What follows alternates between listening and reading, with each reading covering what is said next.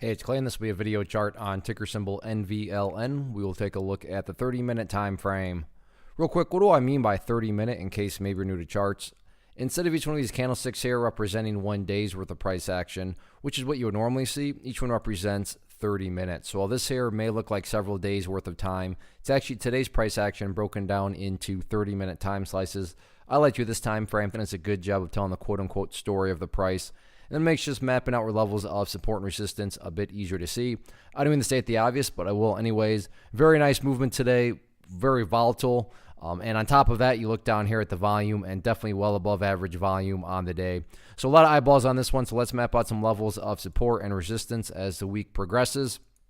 First level of support is nothing fancy behind it at all, other than the fact that that's essentially where the bleeding stopped today, down there at $1.25. So $1.25 is where enough buyers finally showed up to overwhelm the selling pressure that definitely had shown up. I mean, there's no doubt about it that sellers, price got up around here, and then the price just started to bleed, and it really kind of became a point of, is this thing just going to totally crash back to where it was? But it ultimately did not, because once again, the buyers finally showed up and said, all right, the lowest we're going to allow it to go is $1.25, and so that is going to be the level of support going forward. Now, in the event $1.25 does not hold tomorrow, next level of support after that to keep an eye on is going to be that purple line there, the 50-period simple moving average. Keyword being moving, so I'm not going to assign a numerical value to that, because that value is going to move and change as the week and such unfolds. But as it stands right now, though, to give full credit where credit's due, $1.25 has held strong. But in the event it doesn't, then again, that's where you'll have to start to pay attention to where that purple line is, at that point in time. Now, what about levels of resistance? Terms where the sellers are hanging out at, in the event there is any sort of bounce, initial level seems to be right up around the $1.40 mark.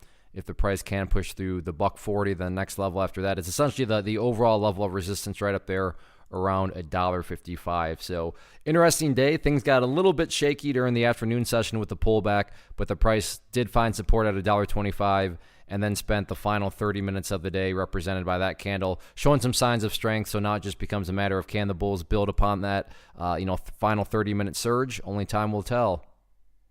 One of the biggest questions that I get is, hey Clay, how do you find the stocks that you trade? So what I've done is put together a free resource guide where I talk about the tools that I use to locate stocks that I find interesting and think may have potential. So if that sounds like something that could add value to you as a trader, then click on the image that is up on the screen right now and I will email you the guide. The guide itself is very short and to the point, and best part, it's completely free.